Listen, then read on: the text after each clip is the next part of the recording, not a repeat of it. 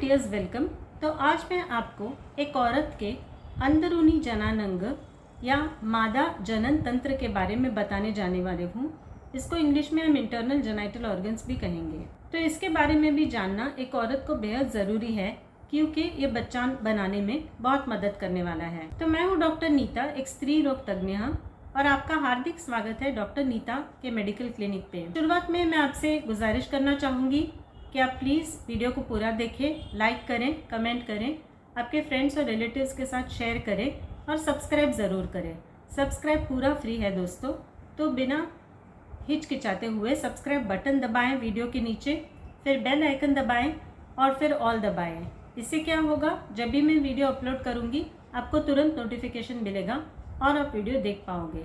तो बिना वक्त गवाते हुए चलो हम वीडियो की तरफ चलते हैं। तो मादा जनन तंत्र यानी रिप्रोडक्टिव सिस्टम या अंदरूनी जनानंग या इंटरनल जेनिटल ऑर्गन्स के 4 भाग हैं। पहला है बच्चेदानी यानी वजाइना, जिसको हम योनि भी कहेंगे। दूसरा है गर्भाशय यानी बच्चेदानी की थैली। तीसरा है अंडवाहिनी यानी फेलोपियन ट्यूब्स। और चौथा है अंडा बनने की जगह यानी अंडाशय। गर्भाशय यानी बच्चेदानी की थैली के 3 भाग है। एक है बॉडी, एक है स्टमस और एक बच्चेदानी का मुंह या सर्विक्स।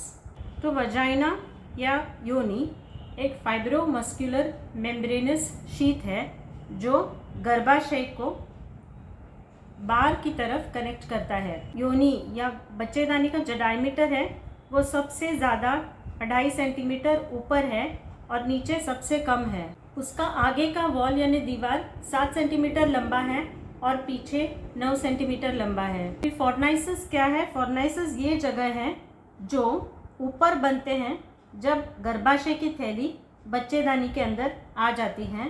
तो फोर्नाइसिस 4 हैं, एक आगे है, एक पीछे है और 2 साइड में है। वजाइना या बच्चेदानी के परते हैं, लेयर्स हैं जो अंदर से बाहर हैं। म्यूकस, सब म्यूकस, मसल और बार फाइब्रस। वजाइना के आगे आएगा पेशाब की थैली यानी यूरिनरी ब्लैडर और पेशाब का ओपनिंग यानी यूरेथ्रा, और पीछे की तरफ आएगा पीओडी यानी पाउच ऑफ डॉगलस। योनि या वजाइना बहुत डिस्टेंसिबल यानी लचीला है। अभी वजाइना या बच्चेदानी का काम क्या है? एक तो जब आप सेक्स करते हो या आदमी के साथ संबंध रखते हो तो यह आदमी के लिंग को अंदर लेता है।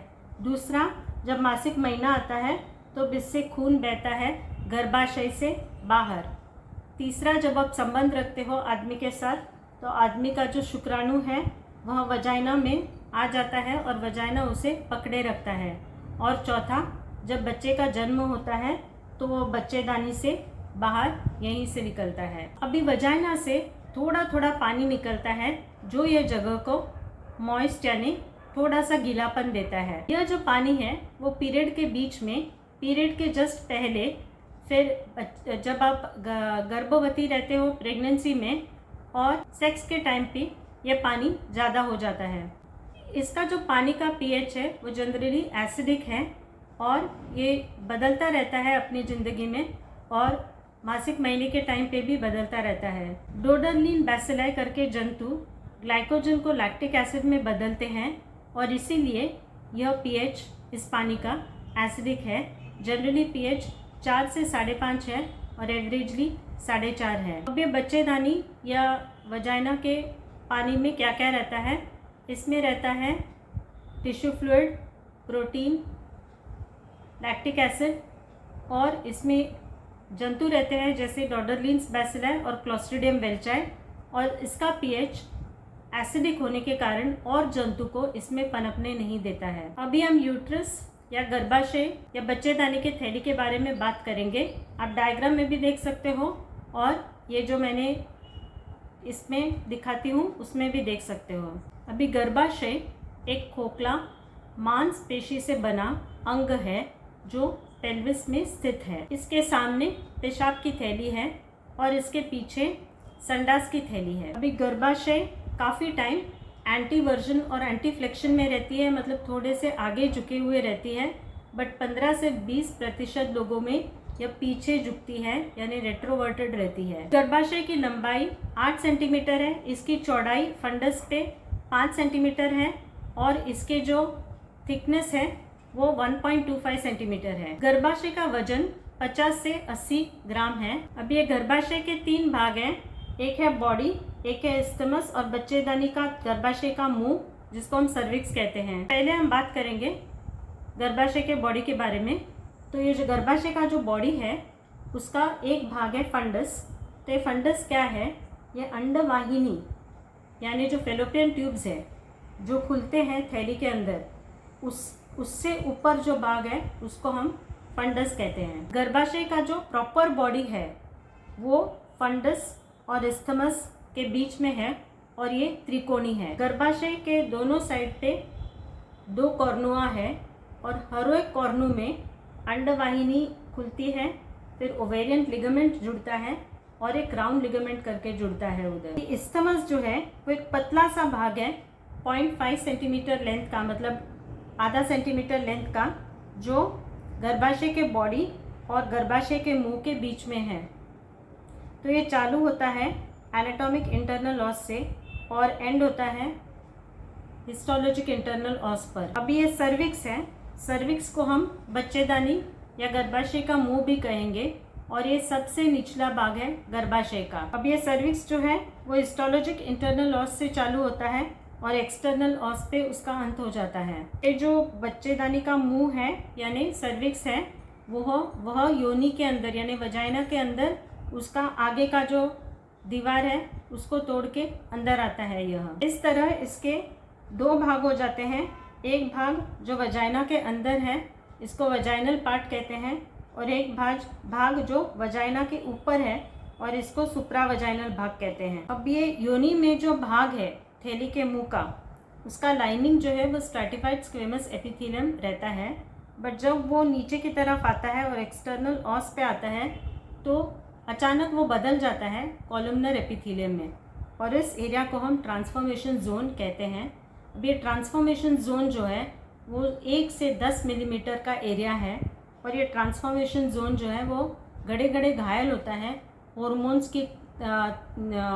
के कारण या फिर इन्फेक्शन के कारण या घाव के कारण वो घायल होते रहता है और इसीलिए ट्रांसफॉर्मेशन जोन पे कैंसर का चांस होना, बच्चेदानी के मुंह का कैंसर यानी सर्वाइकल कैंसर का चांस होना सबसे ज़्यादा इसी जोन में है। अभी गर्भाशय के 3 लेयर हैं यानी 3 परतें हैं। तो बाहरी वाला पेरीमीट्रियम या सीरस कोट है, फिर बीच में ये मस्कुलर लेयर है और अंदर का जो म्यूकस लाइनिंग है इसको हम एंडोमेट्रियम बोलेंगे। अब ये एंडोमेट्रियम जो है वो मासिक महीने के टाइम पे निकल जाता है और अगर बच्चा रुक गया तो मासिक महीना नहीं आता है तब ये जो एंडोमेट्रियम है वो डेजिडिया बन जाता है और वह जो बच्चा है उसको पोषण देता है। जब मेनोपॉज आ जाता है तब ये थैली, गर्भाशय की थैली पूरी तरह से सूख जाती है और इसकी लंबाई कम हो जाती है और इसके मसल भी सूखने लगते हैं। अभी गर्भाशय का क्या काम है? गर्भाशय का एक जो बच्चा जो गर्भाशय में आता है उसका पालन पोषण करना गर्भाशय का काम है और जब बच्चा नहीं रुकता है तो गर्भाशय का काम है हमको अपना मासिक महीना देना, जहाँ पे एंडोमेट्रियम मतलब थैली का जो अंदरी भाग का लाइनिंग है वो निकल जाता है। अभी हम बात करेंगे फेलोपियन ट्यूब्स या अंडा वाहिनी के बारे में। इसको यूट्राइन ट्यूब्स भी कहते हैं और ये 2 हैं और गर्भाशय के आजू बाजू में एक है। अब ये जो अंडा वाहिनी है इसकी लंबाई लगभग 10 सेंटीमीटर है और इसमें 2 छेद हैं। एक छेद है जो गर्भाशय में खुलता है और इसका जो डायमीटर है वो 1 मिलीमीटर है और दूसरा छेद है जो पेल्विस में खुलता है और इसका डायमीटर है लगभग 2 मिलीमीटर। ये जो अंडा वाहिनी है इसके 4 भाग हैं। एक जो इंटरस्टिशियल पार्ट या इंट्राम्यूरल पार्ट ये जो थैली के अंदर है, फिर आता है इस्थमस, फिर आता है एम्पुला, ये सबसे बड़ा भाग है, और फिर आता है इनफंडिबुलम। अब ये जो पेल्विक ओपनिंग है ये ओपनिंग में फिम्ब्रिया करके हैं और ये फिम्ब्रिया में एक सबसे लंबा है और ये सबसे ज़्यादा लंबा जो फिम्ब्रिया है वो जाके अंडाशय के एकदम नज़दीक जाता है और इसको ओवेरियन फिम्ब्रिया भी कहते हैं। ये अंडावाहिनी या फेलोपियन ट्यूब के भी परते हैं और बाहर से अंदर ये हैं सीरस लेयर, फिर मस्कुलर लेयर और फिर म्यूकस लेयर। अब ये जो अंडा वाहिनी है इसका काम क्या है? अंडा वाहिनी का काम है, जो फेलोपियन ट्यूब का काम है, जो अंडाशय बनाता है वो अंडा अंदर लेने का।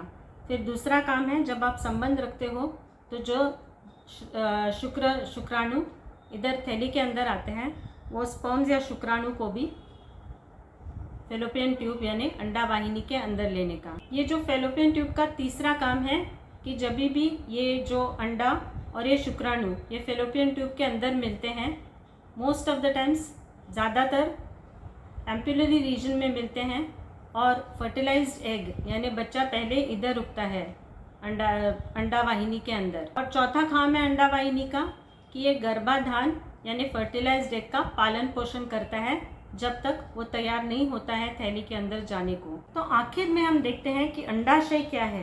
अभी अंडाशय 2 है और ये थैली के आजू बाजू में है और इनको सेक्स गोनाड्स या ग्लैंड्स भी कहते हैं। अब ये अंडाशय का आकार जो है वो भी अंडे की तरह ओवल होता है और ये अंडाशय ग्रेइश पिंक कलर के रहते हैं और ये अंडाशय का जो सरफेस है वो हमेशा स्कार्ड या घायल रहता है क्योंकि इसमें रिप्रोडक्टिव पीरियड में, मतलब बच्चा जब जन्म दे सकते हैं वो पीरियड में इसमें से काफ़ी सारे अंडे बनते हैं और फूटते हैं। अंडाशय जो है वो 3 सेंटीमीटर लंबा, 2 सेंटीमीटर चौड़ा और 1 सेंटीमीटर मोटा है। अब ये अंडाशय गर्भाशय से जुड़ता है ओवेरियन लिगामेंट से। अब ये अंडाशय जो है वो औरतों के रिप्रोडक्टिव पीरियड में, मतलब प्रजनन आयु में यह अंडा बनाने का काम करता है। अंडाशय के बाहरी जगह को हम कॉर्टेक्स बोलेंगे और अंदर की तरफ हम मेडुला बोलेंगे। प्रजनन आयु में, मतलब रिप्रोडक्टिव एज में, यह कॉर्टेक्स जो है बाहरी भाग में आपको बहुत सारे अंडे देखने मिलते हैं वेरियस फेजेस ऑफ डेवलपमेंट में, मतलब अलग अलग स्टेज पे आपको अंडे दिखने को मिलते हैं। तो इसमें कॉर्टेक्स में क्या है, इस कॉर्टेक्स में मैच्योरिंग फॉलिकल्स हैं, प्राइमोर्डियल फॉलिकल्स हैं, ग्राफियन फॉलिकल्स हैं और कॉर्पस लूटियम है। जब ये अंडे सूख जाते हैं तो उनको कॉर्पस अल्बिकेंस कहते हैं। अब अंदर जो है उसको मेडुला कहते हैं और मेडुला में loose connective tissue, unstriped muscle fibres, फिर नस और ब्लड वेसल्स हैं। अंडाशय का क्या काम है? अंडाशय का मुख्य काम है अंडा बनाना। तो ये सबसे बड़ा अंडा जो है उसको डोमिनेंट फॉलिकल कहते हैं और ये अंडा फूटता है और उसमें से बीज निकलता है और वो बीज को हम oocyte कहते हैं। और सेकंड काम है अंडाशय का हॉर्मोन्स बनाना, जो कि एक औरत के प्रजनन आयु में बहुत काम आता है और ये हॉर्मोन्स है ईस्ट्रोजन और प्रोजेस्टेरॉन। तो आज के लिए बस इतना ही दोस्तों। आपको कुछ भी पूछना होगा, कोई भी डाउट है तो आप कमेंट सेक्शन में पूछ सकते हो। आपको किसी भी टॉपिक के बारे में जानकारी चाहिए तो आप कमेंट सेक्शन में पूछ सकते हो। और एक बार फिर से विनंती करती हूँ आप सब्सक्राइब करें। तो आज के लिए बस इतना ही। तो स्वस्थ रहें, सुखी रहें, खुश रहें। बाय बाय दोस्तों।